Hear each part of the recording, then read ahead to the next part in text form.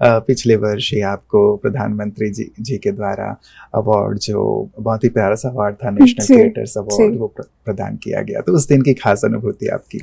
Definitely it's a life time moment that I always cherish forever. और I think recognition comes with responsibility and मतलब especially a recognition like this, now I have even more responsibility कि अब तो और अच्छे से विचार करके कार्य करना है, बहुत एक एक शब्द बहुत चुन चुन के आगे रखना है कि वो हम कहते हैं ना, एक एक कदम भी फूक फूक के आगे रखना है।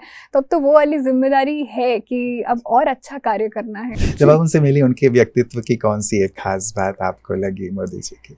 All of us was like discussing this कि पता नहीं क्यों एक बहुत strong energy feel हो रही है। He has such great aura. Even if you don't know he's standing right outside there, you will feel that he's some big personality is standing out there. तो हमें ये discussions हो रहे थे कि there's a change in the air or something is happening. तो उनका इतना प्रभावशाली aura है। और even when I met him also, it didn't felt like I'm talking to the Prime Minister. He comes down to your age. He's so humble, being a Prime Minister, and that too being such a like worldwide he's famous and we know his influence. So coming down to that age and talking with such like greatness, it's like really amazing to see. Spirituality की बात आते ही हम अपने mind में divisions create कर लेते हैं कि ये मेरा मटेरियलिस्टिक कार्य है और ये मेरा स्पिरिचुअल कार्य है, जबकि होना ये चाहिए कि मेरा हर एक कार्य, हर एक मटेरियलिस्टिक कार्य मेरा स्पिरिचुअल कार्य है। मैं उस भाव से यदि कार्य करूं तो मेरा हर काम इतना सार्थक होगा और मैं उसको ऐसे समर्पित करते चलूंगा कि मैंने जो कार्य किया वो मैं ईश्वर को समर्पित करते चलूं। This is what Gita talks about, this is what we call equanimity. It is about creating balance, it is not about कि आपको ये छोड़ के वो करना है, ऐसा बिल्कुल भी नहीं है। जीवन में कोई प्रगति कर रहा है, किसी शिखर पे बैठा है, तो जो सबसे बड़ा पतन का कारण उसका होता है वो है अभिमान या अहंकार, हम उसको कहते हैं। तो जीवन में यदि संस्कार नहीं है तो अहंकार अपनी जगह बना लेगा। तो संस्कारों को हमेशा जगह दीजिए तो अहंकार कभी नहीं आएगा। और यही श्रीमद् भगवद गीता या यदि आप सनातन शास्त्र भी देखेंगे तो वो यही कहते हैं कि ये संस्कार जो है कि मैं कोई भी कार्य करूं तो इस भाव से करूं कि मैं उसको ईश्वर को समर्पित करते चलूं।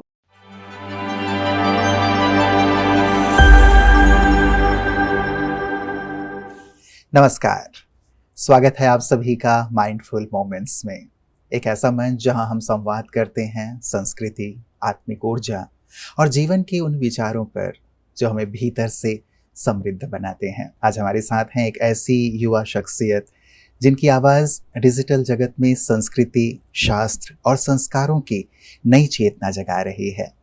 लाखों लोग उनकी बातों से प्रेरणा लेते हैं। वो एक डिजिटल क्रिएटर हैं जिन्होंने हमारी प्राचीन विरासत को आधुनिक भाषा में समाज तक पहुंचाया है। और यही नहीं, उन्हें प्रधानमंत्री श्री नरेंद्र मोदी जी द्वारा नेशनल क्रिएटर्स अवार्ड से भी सम्मानित किया गया है। आइए स्वागत करते हैं जानवी सिंह जी का। बहुत बहुत धन्यवाद, बहुत बहुत स्वागत, अभिनंदन आपका। एक कथक डांसर से एक कंटेंट क्रिएटर, ये बदलाव कैसे, या ये विचार और ये निर्णय कैसे? कंटेंट क्रिएशन की यदि बात करूं तो ये सफ़र बहुत पहले ही शुरू हुआ था, क्योंकि 4 साल की उम्र से ही मेरे पास कंप्यूटर रहा है।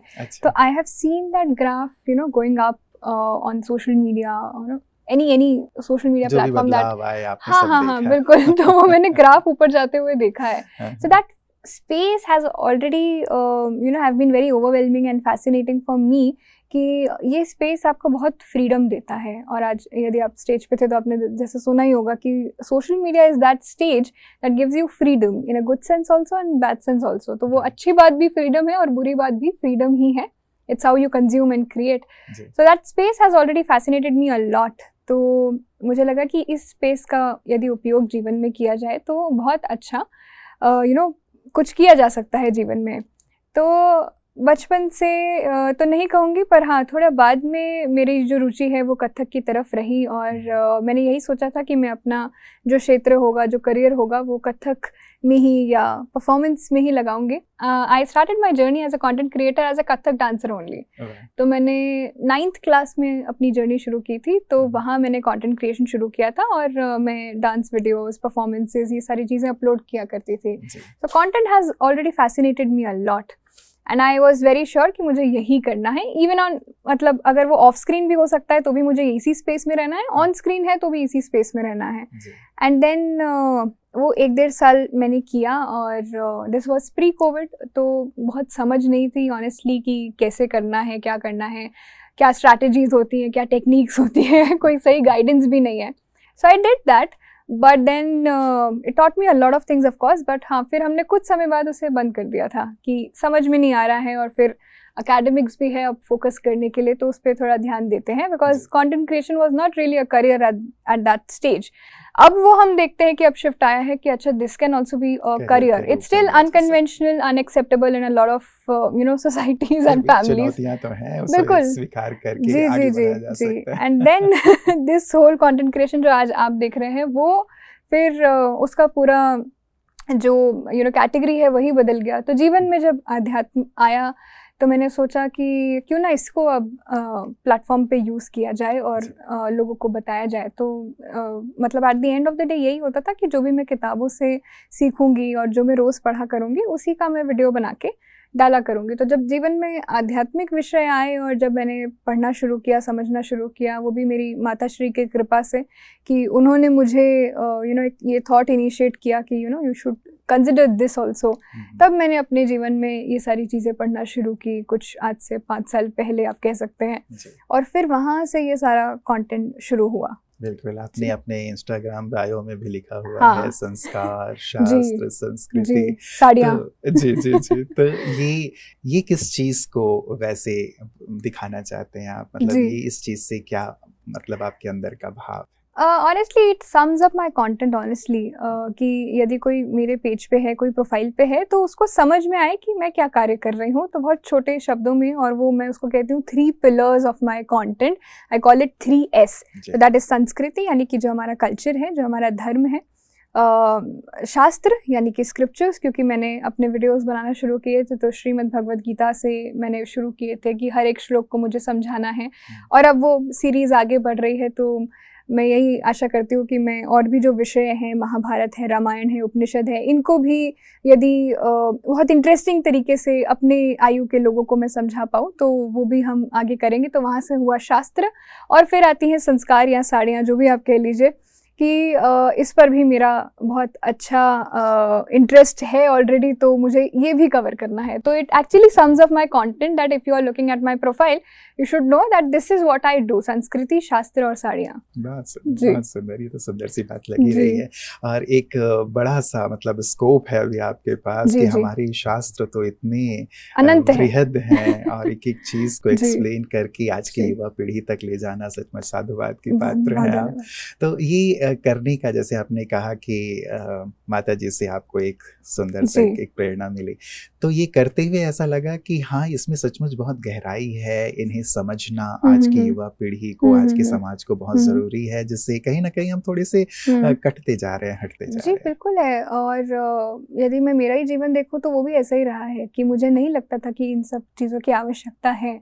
तो पहले जीवन में 15 साल बहुत नास्तिकवाद की तरफ झुकाव रहा है कि मुझे ये चीज़ें नहीं माननी है. और थोड़ा हमारी जनरेशन में it is very cool to be to defame your culture और टू नॉट एक्सेप्ट इट कि हाँ, ये भी कुछ है.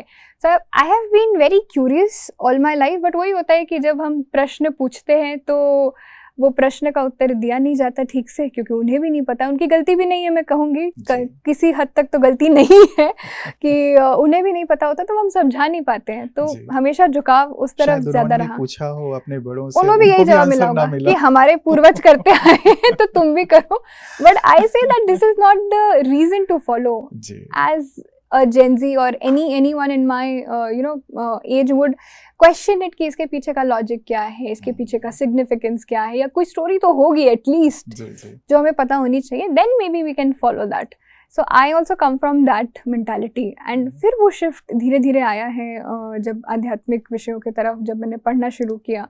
और बिल्कुल आवश्यकता है, मैं यही कहती हूँ। अब तो मुझे लगता है कि बहुत आवश्यकता है, और मुझे भी लगता है कि मैंने बहुत देर में शुरू की। अभी भी मुझे ऐसा लगता है 21 वर्ष की आयु में भी मुझे ऐसा लगता है कि मैंने बहुत देर कर दी शुरू करने में, और समझ में आया कि शायद एक गलत पाथ पे थी। और जब पढ़ा, समझा, और आचार्यों का और गुरु का आशीर्वाद रहा, उन्होंने समझाया, तब मुझे समझ में आया कि नहीं, ये सही पाथ है। और इसी विचार को आगे रखते हुए मैंने सोचा कि नहीं, आवश्यकता है कि जितने, हाँ बिल्कुल बिल्कुल, जितने इस आयु के लोग हैं तो वो भी पढ़ें। तो ये जो एक खास आज की युवा पीढ़ी जो है, आज की जो जनरेशन है, चाहती है कि हमें सफलता प्राप्त हो, जीवन में हम सब कुछ प्राप्त करें, अंदर का सुकून भी हो और साथ ही बाहरी रूप से हमें संपूर्ण सफलता भी प्राप्त हो। तो गीता पे आपने बहुत अच्छा अध्ययन किया है और उस पे आप सब तक पहुंचा भी रही हैं। क्या लगता है कि उसमें ऐसी सारगर्भित चीज़ें हैं, बातें हैं जो हमें इसमें मदद कर सकती हैं अपने लोगों को? बिल्कुल है गीता, बिल्कुल है, बिल्कुल। Gita talks about equanimity. वो ये नहीं कहती है कि आपको संसार छोड़ना पड़ेगा, यदि आप भौतिक जगत में है तो आध्यात्मिक जगत में जाने के लिए आपको भौतिक जगत छोड़ना पड़ेगा, ऐसा बिल्कुल भी नहीं है। तो अक्सर हम करते क्या हैं, और थोड़ा सा सोसाइटी में नैरेटिव या नोशन ऐसा सेट किया है हमने कि आध्यात्मिक जीवन अलग है और भौतिक जीवन अलग है। बिल्कुल, इसको अलग अलग ही कर दिया गया। हाँ, जबकि आप यदि और भी हम यदि धर्मों की बात करें तो वहाँ पे तो ऐसा नहीं होता। वहाँ तो बचपन से शिक्षा दी जाती है कि इसको साथ में लेके चलना है, और वही प्रगति का मार्ग भी है। यदि हम सनातन धर्म की भी बात करें तो हम करते क्या है कि स्पिरिचुअलिटी की बात आते ही हम अपने माइंड में डिविजन्स क्रिएट कर लेते हैं कि ये मेरा मटेरियलिस्टिक कार्य है और ये मेरा स्पिरिचुअल कार्य है। जबकि होना ये चाहिए कि मेरा हर एक कार्य, हर एक मटेरियलिस्टिक कार्य मेरा स्पिरिचुअल कार्य है। मैं उस भाव से यदि कार्य करूं तो मेरा हर काम इतना सार्थक होगा, और मैं उसको ऐसे समर्पित करते चलूंगा कि मैंने जो कार्य किया वो मैं ईश्वर को समर्पित करते चलूं।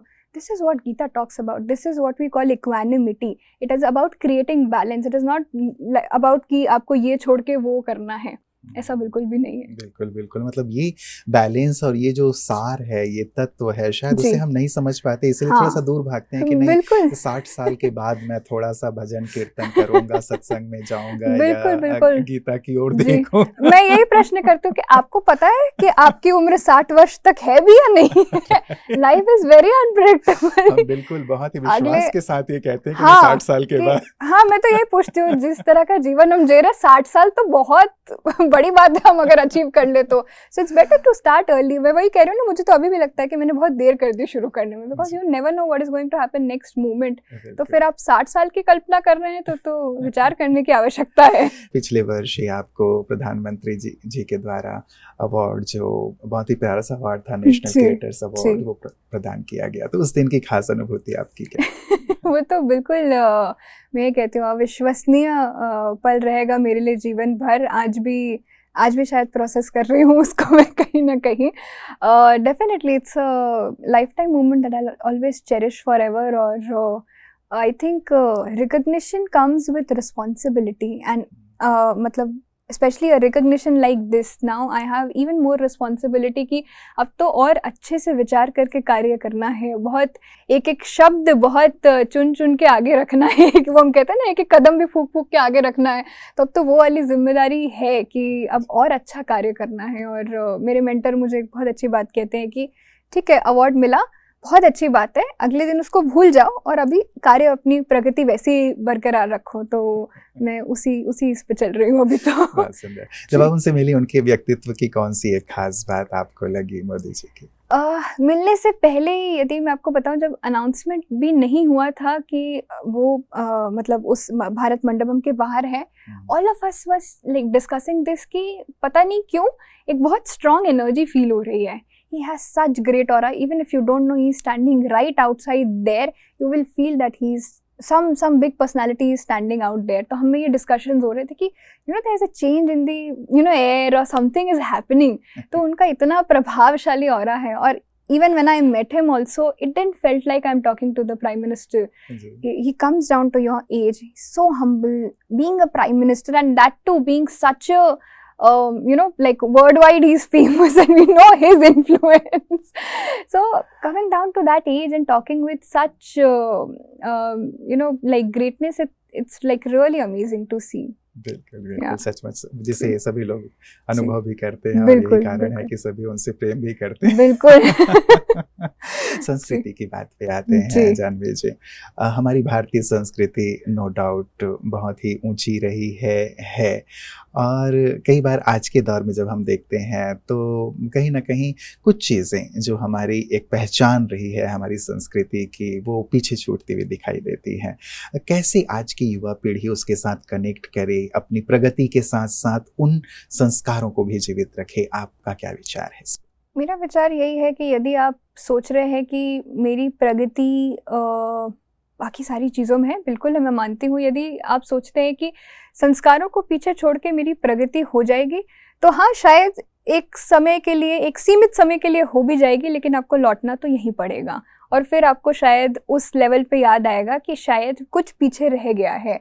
तो इट्स बेटर कि उसको साथ में लेके चलें। एंड यदि आप उसको साथ में लेके चलेंगे, वो संस्कार, वो पद्धति, वो परंपरा यदि आप साथ में लेके चलेंगे ना, तो आप जितनी प्रगति अभी कर रहे हैं उससे बहुत ज़्यादा प्रगति करेंगे और उस प्रगति पे रहेंगे। उस प्रगति पे जाके आपका पतन नहीं होगा। तो यदि लंबे समय के लिए कहीं रहना चाहते हैं और यदि वो कार्यकाल बहुत बड़ा हो और बहुत लंबे समय का हो, तो मुझे लगता है आपको इसको साथ में लेके चलना चाहिए। We talk about modernity and westernisation, all of that is very good. मैं यही कहती हूँ कि मॉडर्न होना सीखिए, वेस्टर्न होना मत सीखिए। There is a very thin line difference, और वो लाइन हम कहीं ना कहीं ब्लर कर देते हैं।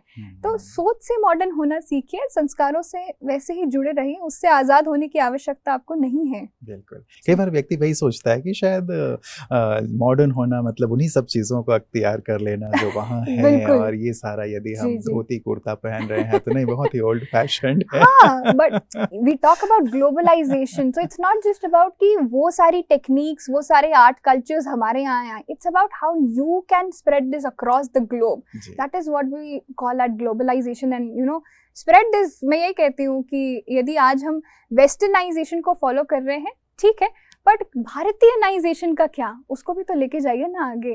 तो यदि आप वो भारतीयनाइजेशन आगे लेके जाएंगे तो बहुत प्रगति करेंगे जीवन में। बहुत सुंदर। आपके अनुभव में क्या है कि यदि हम अपनी संस्कृति और संस्कार से जुड़े हुए हैं, ये संस्कार कैसे हमें मदद करते हैं अपने आप को ऊंचा उठाने में, शिखर की ओर लिए चलने में? क्या ऐसे आपके व्यक्तिगत अनुभव हैं या आपके और भी जो साथी हैं उनके अनुभवों से? जी, मुझे लगता है कोई भी यदि व्यक्ति जीवन में कोई प्रगति कर रहा है, किसी शिखर पे बैठा है, तो जो सबसे बड़ा पतन का कारण उसका होता है वो है अभिमान या अहंकार, हम उसको कहते हैं। तो जीवन में यदि संस्कार नहीं है तो अहंकार अपनी जगह बना लेगा।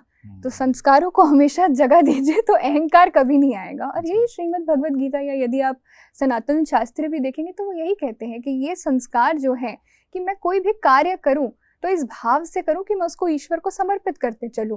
तो वो कभी एरोगेंस आने ही नहीं देता है, मैं, मेरा, ये मैंने किया, वो मैंने किया, ये कभी नहीं आएगा। क्योंकि आपको पता है कि आप निष्काम भाव से सेवा कर रहे हैं, अपना कार्य कर रहे हैं। मैं ये डिनाई नहीं कर रही कि आप मेहनत नहीं कर रहे, आप में डेडिकेशन, फोकस, हार्डवर्क आपने नहीं किया, बिल्कुल सब आपने किया, लेकिन वो समर्पण का जो भाव है यदि वो जीवन में नहीं आएगा तो एक शिखर पर पहुंच के भी वो अहंकार आ जाएगा, तो वो अपनी जगह बना लेगा और वही पतन का कारण बनेगा। ये बहुत महत्वपूर्ण है समझने के लिए कि ये संस्कार कैसे हमें एक स्थायित्व देते बिल्कुल, हैं, हमें ठहराव देते हैं, अन्यथा जितना जल्दी चढ़ता है व्यक्ति उतना ही जल्दी नीचे भी आ जाता है। और भी बहुत सारी चीजें हैं, ये तो सिर्फ एक पार्ट हमने टच किया। मतलब मैंने कहा कि जैसे हमारी एक संस्कार वाली जो बात है उसमें कितनी सुंदर सी बात है जिसको आपने कहा कि शास्त्रों में ये बात वर्णित है कि कैसे अपने आप को हम अहम से मुक्त कर सकते हैं और कैसे ये मदद करता है।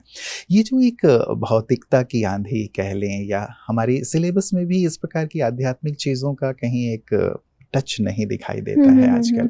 एक सोशल साइंस हुआ करता था हमारे समय में, उसमें भी टीचर कई बार नहीं आया करते थे कि इनको क्या पढ़ाया मॉरल वैल्यूज का सब्जेक्ट होता था। तो शायद ये चीज़ें जो इतनी महत्वपूर्ण है जिसकी चर्चा हम कर रहे हैं, जो संस्कारों की बात है, यही तो वो चीज़ें हैं जो उस समय नींव के रूप में बच्चों के अंदर जाती है, लेकिन उसकी चर्चा नहीं है। तो आज एक जो दौड़ हो गई है भौतिकता की ओर कि नहीं बस कंपटीशन है, आगे बढ़ना है, मार्क्स लाने हैं, अपने आप को बढ़ाना है, उसमें कहीं ना कहीं हमारा अध्यात्म छूटता जा रहा है। कैसे अध्यात्म की ओर हमारी युवा पीढ़ी का रुझान बढ़े?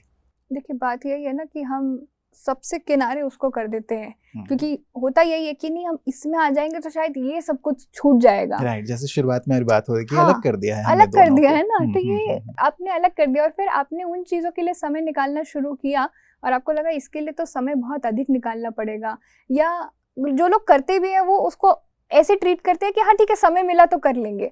मैं ये कहती हूँ कि जब बाकी चीज़ों का समय निर्धारित है, यदि क्लासरूम में 9 बजे पहुँचना है तो 9 बजे ही पहुँचेंगे, ऐसा तो नहीं है ना कि नहीं ठीक है 12 बजे पहुँच जाएंगे। पर जब आध्यात्मिक विषयों की बात आती है तो हम क्या करते हैं कि हाँ टाइम मिला तो कर लेंगे, उसको वो प्रायोरिटी नहीं देते कि नहीं इसको भी तो हमें 9 ही बजे करना है, या जो भी समय आप निर्धारित कर रहे हैं। तो जीवन में भी यदि आप वो सारी चीज़ें कर रहे हैं तो इसको भी साथ में लेके चलिए, क्योंकि एजुकेशन सिस्टम में भी वो फॉल्ट है, आई अग्री वहाँ पे। अब क्योंकि बदलाव आ रहा है तो वो देख के बहुत अच्छा लग रहा है, पर हाँ इतने समय, या मैं बोलूँगी यदि हमारे समय भी तो वो नहीं था तो यदि वो होता तो शायद और अच्छा जीवन का निर्माण अच्छे से किया जाता है। तो जब मिट्टी गीली होती है तो घड़ा बहुत अच्छा बनता है, एक बार जब थोड़ी हार्ड हो जाए तो वो घड़ा अच्छा नहीं बनेगा। तो वो निर्माण बहुत आवश्यक है और ये सिर्फ टीचर्स की जिम्मेदारी नहीं है, ये हमारे माता पिता की भी जिम्मेदारी है। तो यदि आज माता भी है तो वो भी अपने बच्चों को यही सिखाए, पिता भी है तो वो यही सिखाए, इसीलिए हम उनको निर्माता कहते हैं, जो निर्माण करने वाले हैं। तो माताएं भी पहले निर्माण करने वाली होती है, इसीलिए निर्माता कहा जाता है। तो निर्माता आजकल निर्माण कर नहीं रही है, तो माताएं कहीं और व्यस्त है और पिता भी कहीं व्यस्त है, जो ये शिक्षाएं बच्चों को नहीं मिल रही है।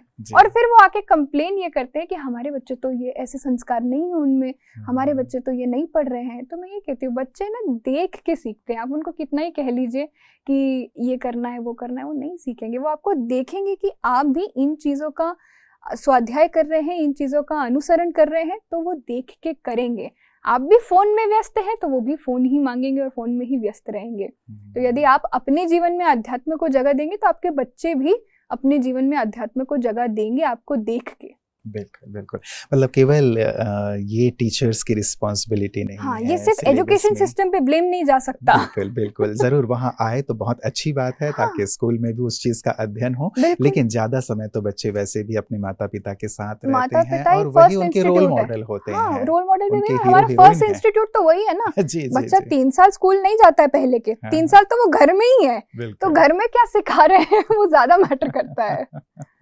तो माता पिता को भी जागरूक होने की बहुत जरूरत है, यदि वो चाहते हैं कि बच्चे संस्कारी हों। कई बार पेरेंट्स सोचते हैं कि हम भले कुछ भी कर रहे हो, लेकिन बच्चा संस्कारी निकले हमारे, संस्कारी होना चाहिए, उसमें कोई भी ऐब नहीं होना चाहिए। यहाँ चिंतन की आवश्यकता है। यहाँ ब्रह्मा कुमारीज में आप आई हैं जानवी जी, तो यहाँ पे भी संस्कृति की बात है, संस्कार की बात है, आध्यात्म की बात है, यहाँ कैसा लग रहा है आपको? बहुत सुंदर, बहुत अच्छा विचार है समाज के लिए। सबसे पहले तो कि हमें समाज में आध्यात्मिकता को आगे लेके जाना है, और मेरे जीवन में सबसे पहले ध्यान का विषय ब्रह्मा कुमारी से ही आया था। So someone actually introduced me to one of the centres. मैं प्रयागराज से आती हूँ, तो प्रयागराज में मुझे ना किसी ने सेंटर रिकमेंड किया था कि आप यहाँ पे जाइए मेडिटेशन करने। So that was my first interaction ever to the meditations and I felt very good. So since that I had this memory कि बहुत अच्छा कार्य ये है, और राजयोग मैंने बहुत समय तक प्रैक्टिस भी किया और बहुत अच्छा लग रहा है यहाँ आके, यहाँ लोगों से मिलके, और मंच पे भी जब हम उपस्थित थे तो all in all it's a very good experience. And what you are doing for the society, each one of you, whatever you are doing for the society is a very big blessing that you are doing.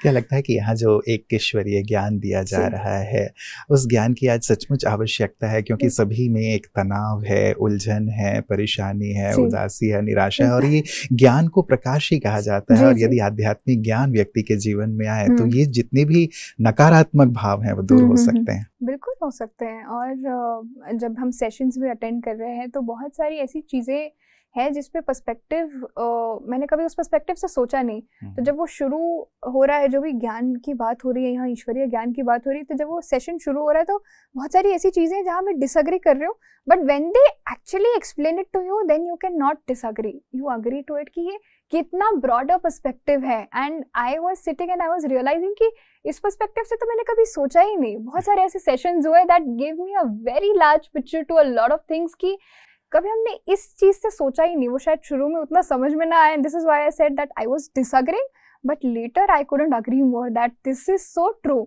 तो वो जो ईश्वरीय ज्ञान है और इतने अच्छे भाव से जो सिखाया जा रहा है, इतनी सहजता से जो सिखाया जा रहा है, वो बहुत प्रशंसनीय, मतलब बहुत ही अच्छा है वो तो मुझे तो बहुत अच्छा लगा यहाँ पे आके। और मैं ये कहती हूँ कि हर व्यक्ति से कुछ सीखने को है, तो यहाँ पे वो हमें तो हर व्यक्ति से बहुत कुछ सीखने को है तो बहुत कुछ सीखने मिल रहा है। एंड आई एम श्योर और भी लोग ऐसे आएँ और इसको समझें, और इस ज्ञान की बिल्कुल आवश्यकता है। The kind of world we live in now, बहुत रैंडमली हम ये कह देते हैं कि मुझे ट्रॉमा है या मुझे डिप्रेशन है या ये हो रहा है, एंग्जाइटी हो रही है, even without realizing what you are sending to universe. I think it's very important. जी जी जी। तो आप क्या खास लेके जा रही हैं जिसे अपने फील्ड में भी अप्लाई करेंगी, लाइफ में भी, फील्ड में भी, आप जो कंटेंट राइटिंग करती हैं उसमें भी?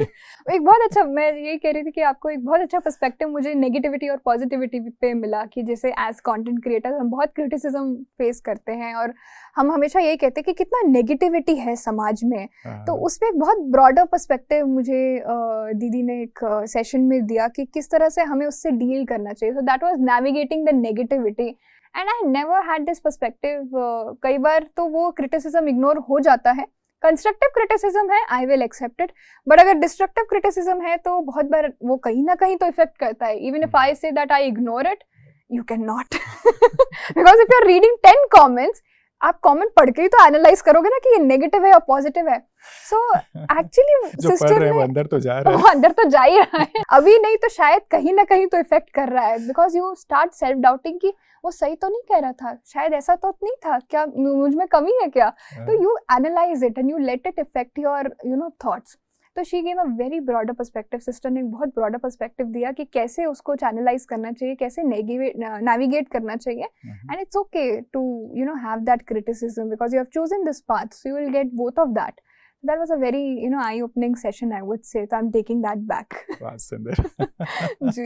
इसका एक सुंदर प्रभाव रहेगा अपने जीवन पे भी, औरों पे भी। तो हमारी जो माइंडफुल मोमेंट्स के दर्शक हैं, स्पेशली युवा हैं, उन्हें आप क्या संदेश देना चाहेंगे? मैं यही संदेश देती हूँ सबको कि यदि अभी आध्यात्मिक विषयों में रुचि नहीं भी है, क्योंकि ये मेरी जर्नी से मैंने सीखा कि all my life I kept on ignoring it, और वो एरोगेंस में मैं बहुत जीती थी कि it's very cool to not follow it, and a lot of times now I regret it and it's not something I should be proud of, that I used to defame my own culture, my own practices, rituals, whatever you say.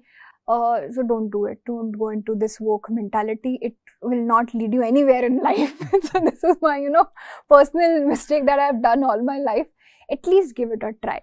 तो मैंने भी अपने बहुत neutral रह के मैंने अपने जीवन में, जब मेरी माता श्री ने कहा कि एक बार पढ़ के तो देखो, नहीं अच्छा लगे तो तुम ऑलरेडी उस पाथ पे हो ही, so let it be, but पढ़ के तो देखो। So I tried reading it. तो मैं ये कहती हूँ कि पढ़ के देखो। आज धर्म में बहुत सारी चीज़ें आप सुनते हैं, सोशल मीडिया का ज़माना है, even being a content creator मैं यही कहती हूँ कि बहुत कुछ सुनाई देता है आपको सोशल मीडिया पे। So don't come up to anyone that मैंने ये सुना है, पढ़ के देखो। And even if you are not following these things, at least neutral होके पढ़ के देखो, and maybe it can change your life, because it has done that to me. बैठी हुई हैं। So it has given me a 360-degree shift. Even now, if I sit and look back at what my life is, now and what was that at that time, it is a big, transition I see. So give it a try at least. Thank you, Janvi ji. Thank you so much. बहुत अच्छा लगा। प्रेरक है आपका जीवन, आपका व्यक्तित्व, और सचमुच जो आप कर रही हैं उसके लिए आप साधुवाद की पात्र हैं, और हमारी ढेर सारी दुआएं और शुभकामनाएं कि आप बहुत बहुत प्रगति करें, उन्नति करें, और लाखों लोगों के जीवन में एक सकारात्मक आध्यात्मिक परिवर्तन लाएं। उसके लिए दिल से शुभकामनाएं, और बहुत बहुत धन्यवाद यहाँ आने के। धन्यवाद, दिल से शुक्रिया। तो मित्रों, आप थी जानवी जी। कितनी सहजता से, कितनी सरलता से, मुस्कुराते हुए, हंसते हुए उन्होंने अपनी बातें हम सबके साथ साझा की हैं। दिल की बातें थीं कि क्या थीं और क्या हो गईं। कई बार हम सोचते हैं ना कि इन सब चीज़ों में क्या रखा है, हमारे धर्म, हमारे शास्त्र, हमारे पुराण, लेकिन सच कहूँ तो उनमें वो प्रकाश है, वो ऊर्जा है, वो संजीवनी है जिसकी शायद आज हम सबको आवश्यकता है, जिसकी ओर हम देख नहीं रहे हैं। तो एक बार जैसे जानवी जी ने भी कहा और मैं भी आपसे अनुरोध ज़रूर करूँगा कि एक बार ज़रूर उनकी ओर देखें, अध्ययन करें, आपको सचमुच एक नूतन, एक नया प्रकाश मिलेगा। एक नए मेहमान के साथ जल्द आप सबसे मुलाकात होगी, तब तक अपना ख्याल रखिएगा। नमस्कार।